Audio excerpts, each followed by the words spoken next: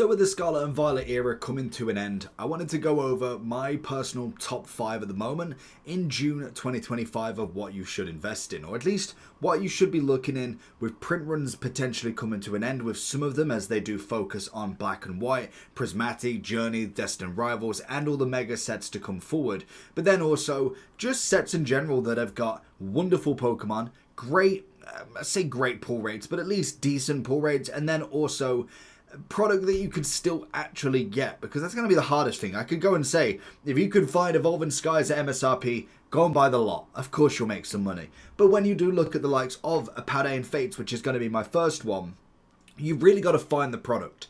Now, every single set at this point, it's no good me saying, if you can find it at MSRP, you buy it, because it will go up. Like, naturally, most products at the moment are above MSRP. You can't really find too much more that's not. So you've got to realistically look at market. And I think with Paldean Fates, I'm a personal big fan of all of the shiny variants, but I think with the fact that you've got a very nice Charizard in here, you've got a Bubble Mew that looks exquisite, it's in massive demand, it can fluctuate. I'm not saying that this card will stay at 400 at a time. You can see it's slowly coming down, but when you do look over a year, it was 90 for a considerable amount of time. Even then, it jumped up to the 290, came down a little bit more, and it's then gone up. So we've really not corrected since December anyway. So it's great seeing like this graph, and to be honest, probably even this graph. You could maybe, you could even go 6. You could say, oh, there's the hype period, and then it's starting to drop even more.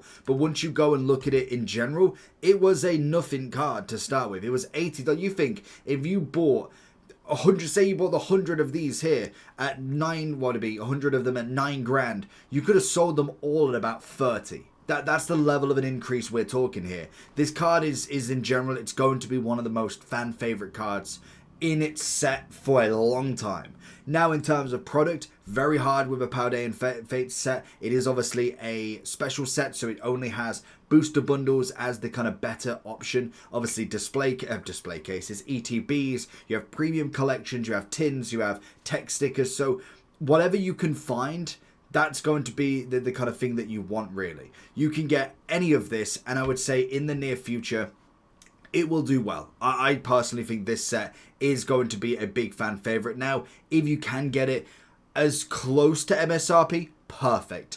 If you can get it under market, even better, because I don't think this set for me is one that either drops down loads and doesn't come back up. I think after a considerable amount of time, which will be a considerable amount, you've definitely got to kind of look at the other English sets. For instance, if you are looking going for a Brilliant Stars, you're looking at a shiny Volt. Granted, you've got to remember, they don't have a Bubble Mew, so you've always got to be very wary. But you look at something like the Charizard here, and you kind of see where all of these prices are going. It will do very similar things, but you got to remember, the Bubble Mew is at a very much higher rate than what this Charizard is. And you can see this Charizard already started to go with a little bit of flow as well. So very careful with what you kind of go with. Another one that you can go if you go further back, you've obviously got the likes of a Hidden Fate, which is always a great example for this. You could just keep going back and finding more of these special sets that were the shiny variants. I think before Shining Fates, I don't even know which one it was, to be honest. You go one back, it wasn't Hidden Fates? It might have been Hidden Fates. Yeah, it was Hidden Fates by then. So obviously you're looking at your Umbreon, you're looking at the Charizard, Mewtwo's going to be a fan favorite, and then obviously all the birds as well. You can see Charizard, Umbreon's going to be a fan favorite always. Cynthia throwing herself in, Mewtwo, you can see a lot of these prices coming in with the shiny variants are always going to be fantastic. And like we say, some things can just hit and go quite quickly. So you could find that at the moment, Hidden Fates is on the horizon. Evolutions are a massive thing. Shinies are a massive thing. Reshiram and Zekrom and kind of Cynthia are all massive items at the moment that are in a big demand. So maybe they go down when that demand slows down. But realistically, it's not going to slow down massively. So do with it what you will. Paldean Fates, I think, is always going to be a fan favorite. Another one that I personally really like for the artworks in themselves, whether it speaks volume and if they're going to go crazy or not, is Temporal Force. Temporal Force is not bad, but Paradox Rift, I see this a considerable amount, and I'm picking it up left, right, and centre, because we've got a Groudon at the moment at 73 market. That's a stunning card. That is not going to stay at 73 for all of time. Altaria, beautiful card. Roaring Moon, I'm not a massive fan of like the Walking Wakes and the Roaring Moons. Like, they're okay, and they're I can get it. Like Iron Valiant, I like. It's not bad, but it's not my massive deal here. Garchomp EX, slightly less. Love the Steelix. The Steelix is a solid card. Even Goldango, I've had that card from that was like one of my first pulls from the set. It's a brilliant card. It's nice. It's different. It's got a lovely background. It's a card that is well worth looking at. Even more Peko. You've got the Plusle and Minun, who are going to be the combination cards. Absolutely love as well. Yveltal, Glossopod, and you kind of keep going down. Iron Hands, Tapu Koko, Loudred coming in. I think these are some. Like, look at the Magby, beautiful. These artworks are definitely going to be in a set that this is a considerably cheap set. It's not expensive at the moment, so getting in whilst it's hot is going to be well worth it. We look at a booster box at the moment at 206. I'm pretty sure I don't know where I found one, but I'm pretty sure I found a Paradox Rift booster box somewhere that really wasn't that expensive. I don't know if it was on a Magic Madhouse recently, but you've got eBay, you've got 135, Cryptic Cabin, you've got Chaos Cards at 150, so you're looking already lower than what this market's already saying. So if you can find it, that's where I found it. The Paradox Rift ETBs have come back into Smiths in an absolute abundance. They're slowly going, obviously, and they are going, but they are, again, another fantastic purchase if you are looking for the future of this set. I really do think with just the artwork itself, it's undervalued. Now, I know there's going to be a lot of opinions already. Surgeon Sparks is another one that I think is fantastic. We're starting to see a bit of correction with it, but with the fact that there is rumors that this is going to be a final print, it's already had its final print, there's no more of it. If that is the case, I do think this set is going to be a great pickup as well. I mean, the set itself has held out through the hype quite nicely. I know Pikachu is slowly coming through a big correction over the past year. We kind of saw him at the highs of $480, $500, which is an immense price to say that we had a lot sold at that price, and we have had a massive correction on him. So I don't think that he'll stay at $250 in pounds for a considerable amount of time. I do think he will go back up at some point. I do think it's going to take a complete product gone from this. But then we look at the Latias, the Milotic, the Pikachu Gold, the Hydrogen. There's a lot of fan favorites here. The pull rates are still difficult to some extent. They definitely do take a little bit to get, but this set is most definitely a big set to get that is got so many nice cards that if you wanted to complete it, this would have been a lot of people's kind of first attempt of a master set because of how much product there was available, to now kind of thinking, well, I might as well finish from just a very bog standard lovely cast form. Like, I love the design on that. There is so many nice artworks with this set. You mix in them with the booster packs, you're obviously seeing them come in at a whopping, if we go a bit further down, they're coming in at $685, so even they are coming down considerably compared to what they probably were at some point near the top.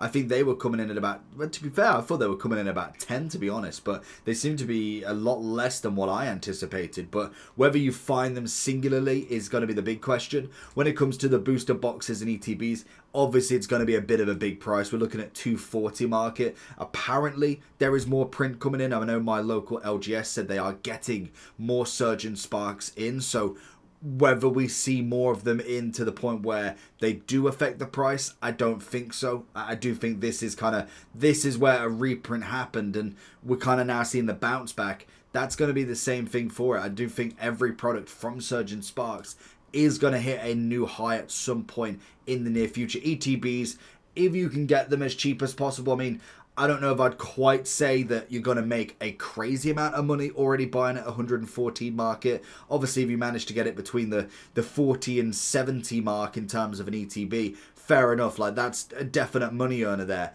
100, I'd go for more of your sealed collection, and then maybe you're hoping down the line. But whatever you can get on a reprint, perfect. But I do think Surgeon Sparks is going to be another one that is well worth the look at. A penultimate one, number 4, Twilight. I Love this set. This set is just beautiful. I'm still searching for this Greninja EX. It's a beautiful card. Obviously, we had it enshrouded where we had the lovely Greninja in himself from the promo box. And then we got this, which was just a beautiful card. It's very hard to get. It is coming down in some sort of correction. But remember, like we say with a lot of these cards, they were already here. Like this is 100 difference in the space of like a few months. We could have got it at this point, and I think it was even cheaper prior to this as well. We are seeing a little bit of correction, obviously, as the price is coming down a little bit, but I don't think it comes down for much. You've obviously got Perrin, you've got Carmen, you've got a stunning Eevee card that I'm surprised it is not more than 50 market. I think this Eevee, during what we've seen on some cards, is an easy $100 card, like most definitely. The evolutions in themselves are absolutely brilliant, and that Eevee is definitely a focal point. Now, obviously, there is a cheaper variant. We're going with the Japanese variant, so you could obviously do that if you're looking for a collection, but not trying to complete Twilight. After that, you've got a few trainers. I think this set is definitely down on a few nice illustration arts. The Hisuian Growlithe, a nice Chansey with the Snorlax and Blissey, as well as the Psyduck, Ditto, and Bellsprout. Tatsuguri, obviously coming on Twitter, or TikTok in fact, as the Tatsuguri collector, has got so many of them. And then from there, you've got a few nice ones. Frostlass is not bad. Love that Infernape. That Infernape is possibly within my top 3 investment cards of the century. If you get that card below $9, it's such a nice card. Like, genuinely, that is one card I would happily put my house on. Like, it is a lovely card. Applin, Sunflora's not a bad one. Love the Timber. The Ogapons I'm not a massive fan of, personally. You got a lovely Torkoal, obviously, then you've got Heliolisk. There's just some lovely artworks, and I must admit, it's an interesting set that is starting to ramp up that little bit more. You obviously see with the booster boxes now, we're starting to get over the Surgeon Sparks price, and that's because we've had no reprints with them. Well, reprints recently. Surgeon Sparks is having one at the moment, and we're starting to see this just absolutely fly up. So like we've always said, Twilight was available. It always was available to start with, and if you didn't have the money for it, it's now getting more and more difficult to get, but it was available at your 90, 100. It was on Magic Madhouse from the English sellers for a considerable amount of time, where you could have just bought a box. It's what I did for before your Surgeons, but I think just after Surgeon Sparks, every single set I just bought one from Magic Madhouse. It wasn't that crazy hype, and you could just always get one. Now, obviously, you're looking at it, it's a bit more difficult. You got a bit more savvy with it. I would say a lot of it, if you can find MSRP, get them. Blister packs if you can. I know they're available. Paldea Evolved. There's loads of my OGS that I can eventually pick up, and I'm trying not to go and just absolutely empty them out, but they are coming in a bit more above market, but not a bit more above MSRP, but not crazy close to market, which is absolutely brilliant. So if you can go through and be a bit more thrifty with the purchases, they're bound to get you some extra profit on these. And the final set that I do think is well worth looking at the minimum, because the pricing in general is still relatively cheap, is definitely Stellar Crown. We're obviously seeing it at a 216 box, 73 on the Elite Trainer box if you can get that. I think this is a great pickup. Now, the set itself isn't necessarily going to be a crazy hitter with the pulls that we've got. There is an absolutely beautiful Bulbasaur. There's a great Squirtle. I'm not a big fan of the Terrapagos. That was the kind of hit card. It transferred over to the Beautiful 2. If there was a Charmander in this set, it had gone to the moon. Genuinely, like, the trio would have been beautiful, especially with the Pidgeys around as well. It would have been stunning. Hydrapple, standard more so than anything. Love the Dash Bun. You've obviously got Galvantula coming in quite nice. Joltik's decent. Love the Gulpin. Zorora, lovely Reboot card. And you kind of go a bit further down, you've got a few nice cards. But this set is lacking a crazy amount of hits. Like, it's got some nice hits, but it's not like every hit. It's got a few decent ones, and that's kind of it. But I do think with where the product is going, you can get it reasonable now, and that's the difference. Is you think of what product is going to do in a few years time when people want to open some more of this. Again, Chaos cards, you can see Stellar Crown for 100 under you got Astral Crown, apparently 140 on eBay. You've then got another box, 171 on eBay. There's a lot coming out that you can get with this. that are going. You got half booster boxes at 76. There's going to be plenty that you can find from the Stellar Crown because it's considered a lesser set.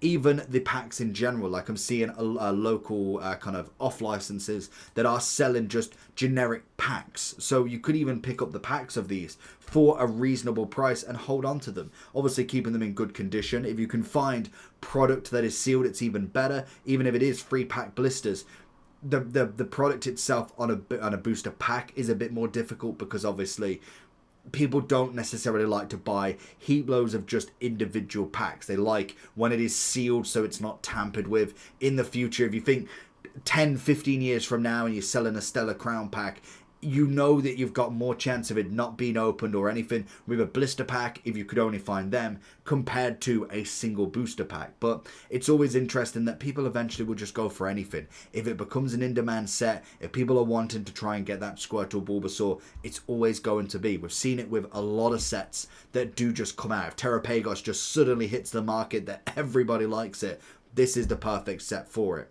But they're going to be my top 5 sets from Scarlet and Violet for right now. Obviously, it goes without saying, you find any prismatic MSRP, you buy it, you instantly tenfold.